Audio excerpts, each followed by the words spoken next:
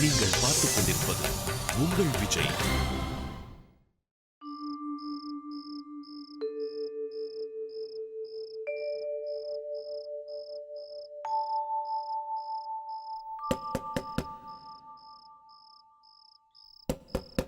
மல்லிகா மகாராணி, கதவை தரங்க. உள்ள போன்னு சொல்றேன்ல. மல்லிகா மகாராணி, இவங்கள பாத்தீங்களா? இவங்க தான் உங்களை பைத்தியமாக்குறதுக்காக பல முயற்சிகளை செஞ்சவங்க. என்னையும் இந்த பாவத்தை செய்ய வச்சாங்க. ரேணுகா, சத்தம் போடாதீங்க. நீங்க செஞ்ச பாவத்துக்கு தான் நான் பலன் அனுபவிச்சுக்கிட்டு இருக்கேன். என் உடம்பு தீயில இருக்கிற மாதிரி நெருப்பா கொதிக்குது. என் தலையே வெடிக்கிற மாதிரி இருக்கு. என்னால தாங்க முடியல. கண்ணுல தீயோட பெரிய நாக்கோட நான் செஞ்ச பாவங்கள் என் ரத்தத்தை குடிக்க வருது. நீங்க இப்ப மல்லிகா மகாராணி கிட்ட மன்னிப்பு கேட்கலனா நான் இங்கே விழுந்து செத்து போயிடுவேன். கேளு, மன்னிப்பு கேளு. மல்லிகா மகாராணி கால்ல விழுந்து மன்னிப்பு கேளு. ஐயோ,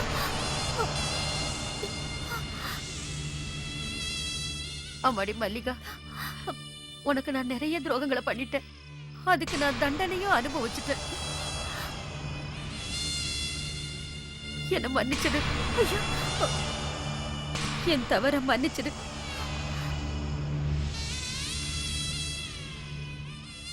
என் பொண்ணை எனக்கு உயிரோட தரணும். மன்னிச்சிடு.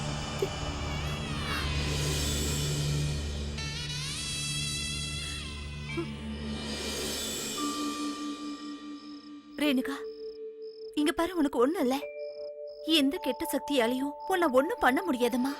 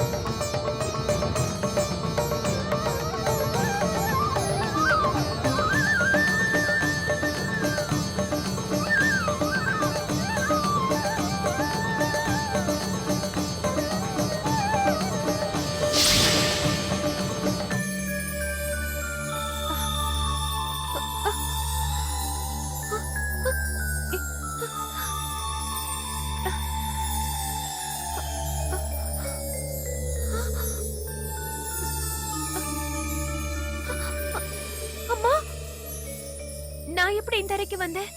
யாருன்னு கூட்டிட்டு வந்தா? வேற யாரு கூட்டிட்டு வருவாங்க? இத நிக்கிறாங்களே, மல்லிகா மகாராணி. நானா? நீதான். ஏதோ மாய மந்திரம் பண்ணி என்னையும் என் பொண்ணையும் இங்க கொண்டு வந்த. உன் கால்ல விழுந்து மன்னிப்பு கேட்க. பிரபாவதி, எதுக்கு இவ்ளோ கேவலமான புத்தி உனக்கு? உன் பொண்ணோட பைத்தியம் குணமானதும் உன்னோட குணம் மாறிடுச்சு. பைத்தியமா? எனக்கா? வாய்க்கு வந்தபடி அனாவசியமா பேசாதீங்க. உனக்கு பைத்தியம் பிடிச்சிருந்ததுனால உனக்கு எதுவும் ஞாபகம் இருக்காதுன்னு வேணா ஒத்துக்கலாம். ஆனா உங்க அம்மாக்கு எல்லாம் தெரியும்ல. எல்லாத்தையும் நேர்ல பார்த்து கண்ணால அனுபவிச்சவங்க தானே. நேர்ல பார்த்து நடந்த விஷயத்தை தான் நானும் சொல்றேன். என்னதான் மாய மந்திரம் பண்ணாலும் உன்னால என் பொண்ணை எதுவும் செய்ய முடியாது. சன்னியாசினியும் வேலுவும் கூட இருக்கிறதுனால என்ன ஜெயிச்சிடலான்னு கனவு காணாத. வாடி.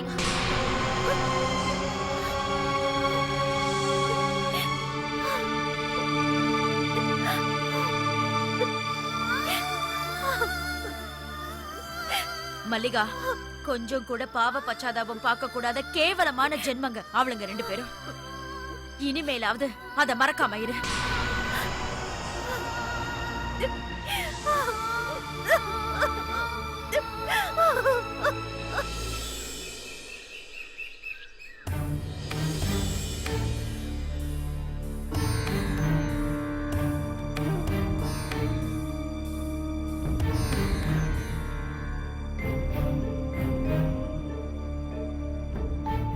மல்லிகா மகாராணிக்கு ஒரு தெய்வீக சக்தியோட உதவியும் பாதுகாப்பும் இருக்குன்னு இதுல தெரியுது. தேவி மகமாயி அவ கூடவே இருக்கான்னு தானே நீங்க எல்லாருமே சொல்றீங்க. அவங்களுக்கு தேவியோட உதவி இல்ல. அப்போ வேற எந்த தெய்வம் அவளுக்கு துணையா இருக்கான்னு சொல்றீங்க? மனுஷங்களை மட்டும் இல்ல, இந்த பிரபஞ்சத்தையே ஆட்டி வைக்கிற எல்லா கோள்களுக்கும் அதிநாயகனான ஒரு சக்தி வேலையும் மயிலையும் பக்கத்துல வச்சிருக்கிற சாட்சாத் அந்த முருகப்பெருமான் சுவாமிகள். மல்லிகா மகாராணிக்கு பாதுகாப்பு வளையமா சுவாமியோட அனுகிரகங்கள் எல்லாம் சதா மல்லிகா மகாராணி கூடவே இருக்கு. அந்த சக்தி மறைமுகமா இல்ல, நேரடியா அவங்க கூடவே இருந்துகிட்டு இருக்கு. நீங்க என்ன சொல்றீங்க? கூட பிறக்காத ஒரு சகோதரனை போலவோ நண்பனோட உருவத்திலேயோ பகவான் மகாராணியோட பாதுகாப்புக்காக கூடவே இருக்கிறாருன்னு இதுல தெரியுது.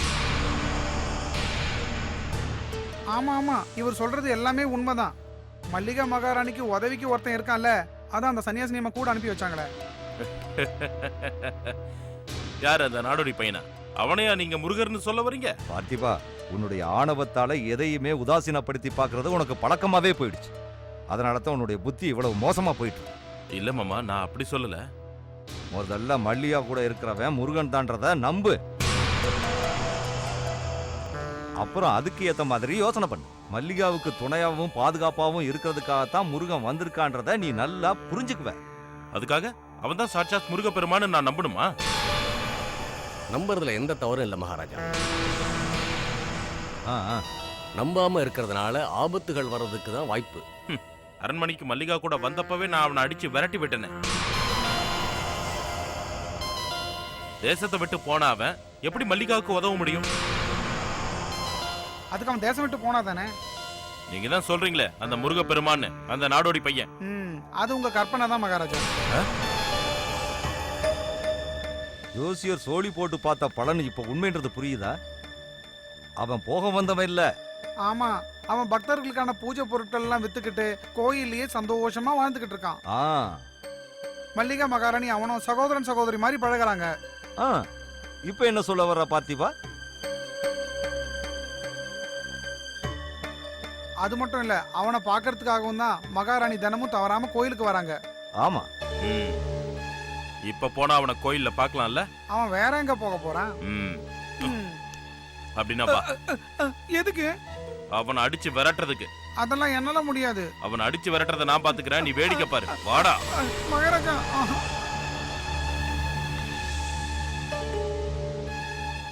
இவனோட அவசர புத்தி தான் எல்லா பிரச்சனைகளுக்குமே காரணம். அறிவுரையாலேயோ அனுபவத்தாலேயோ இந்த மாதிரி பிறவி குணங்கள் மாறப்போறது இல்லையே.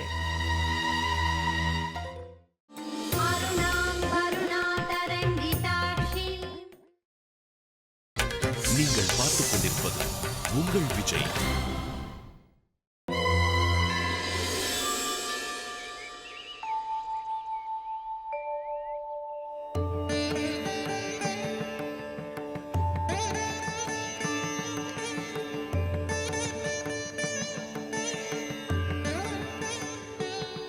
நாகராஜா, காப்பாத்துப்பா.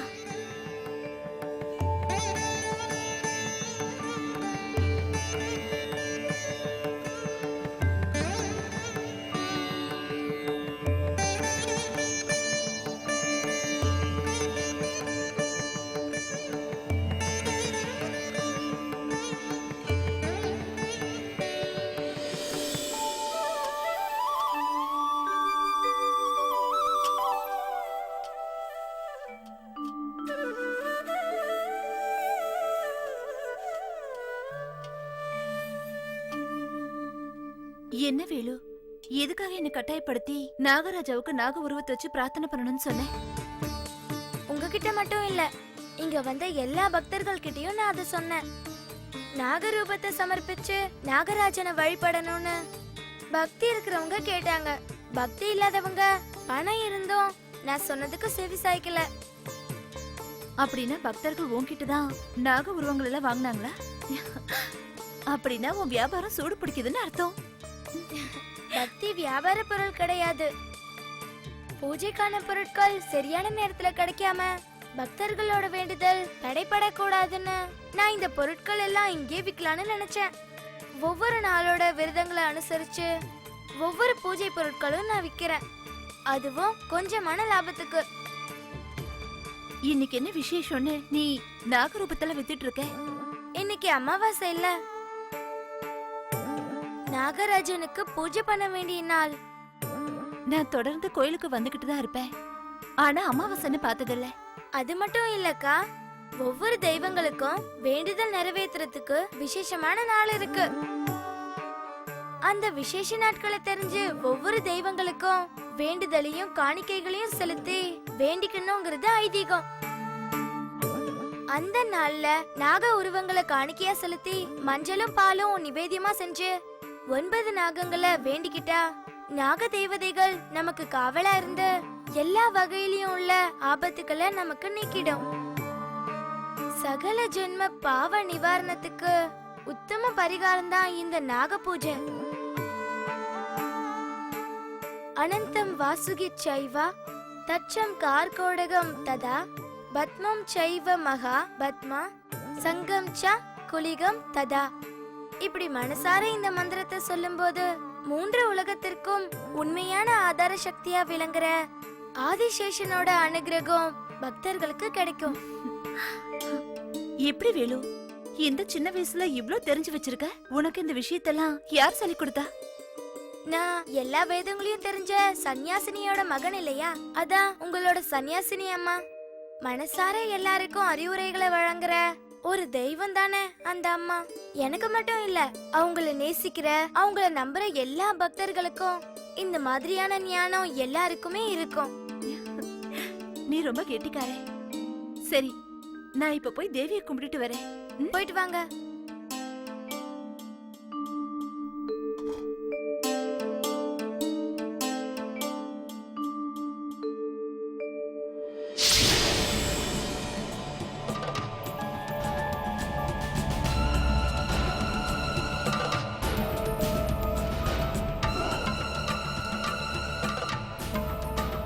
டேய், என்னடா இது?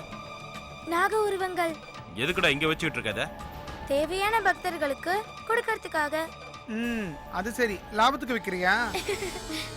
அவ்வளவு பெரிய லாபம்லாம் எனக்கு தேவையில்லை.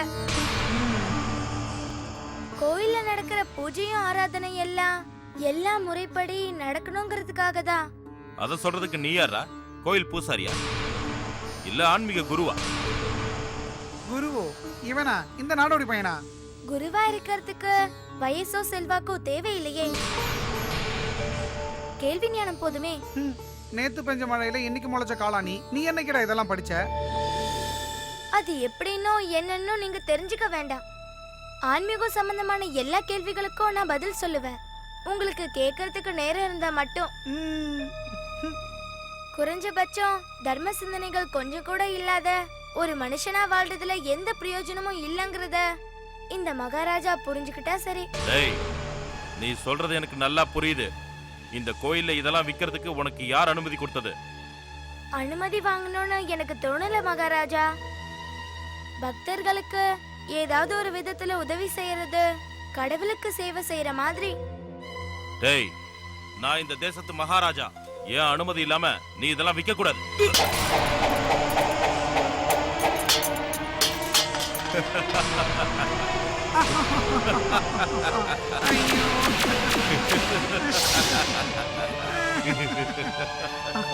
பெருசா விற்க வந்துட்டான் நாக உருவங்களை.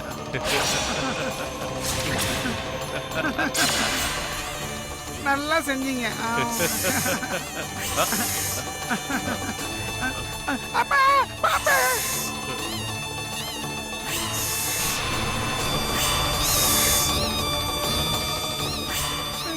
பாம்பு. ஐயோ, ஐயோ, பாம்பு, பாம்பு, பாம்பு.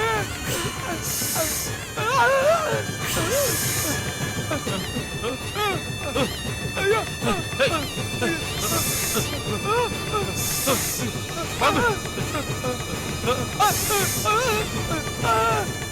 வேணு, என்ன காப்பாத்து. தப்பு செஞ்சாலும் அதை திருத்திக்கிட்டு என்கிட்ட வந்து மன்னிப்பு கேட்டா நான் கண்டிப்பா மன்னிச்சிடுவேன். அப்படின்னா நான் பண்ண தப்பு எல்லாத்தையும் மன்னிச்சு நீ என்ன காப்பாத்து. அப்படின்னா உன்னோட ஆணவத்துக்கு பிராயச்சித்தமா கீழே சிதறி கிடக்குற அந்த நாகரூபங்களை எடு.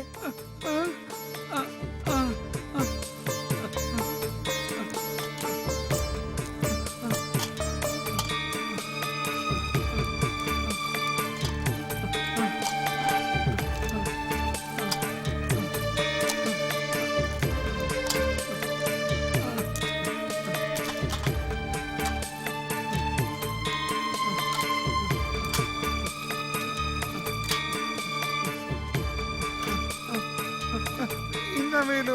இது நாகராஜன் கிட்ட கொண்டு போய் வச்சு நீ செஞ்ச தவறுகளுக்கு மன்னிப்பு கேளு. நாகராஜா மன்னிச்சிரு. என்னாச்சு வேலு? உங்களோட கணவர் நாகதேவதைகளோட சாபங்களை வாங்கி இருக்காரு.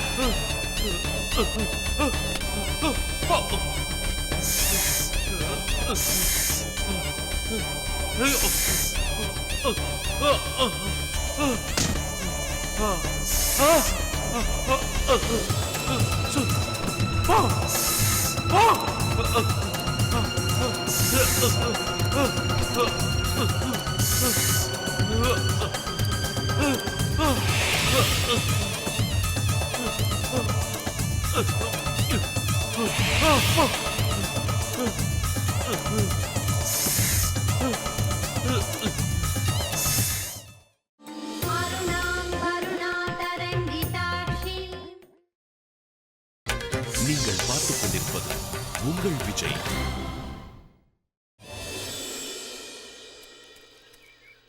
ஜோசியரே, ஆ திரும்பவும் சோழி போட்டு விவரமா பார்க்க வேண்டியதா இருக்கு.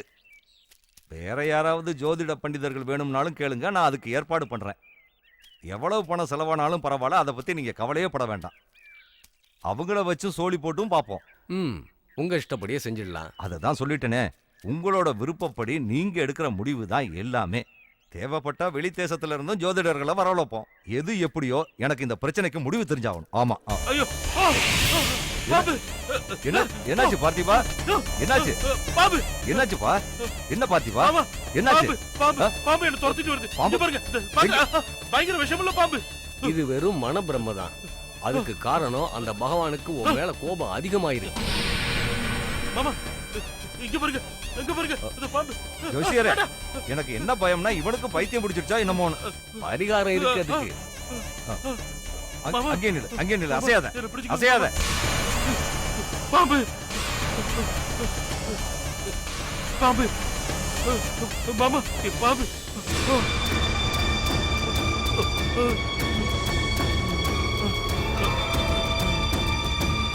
ம்.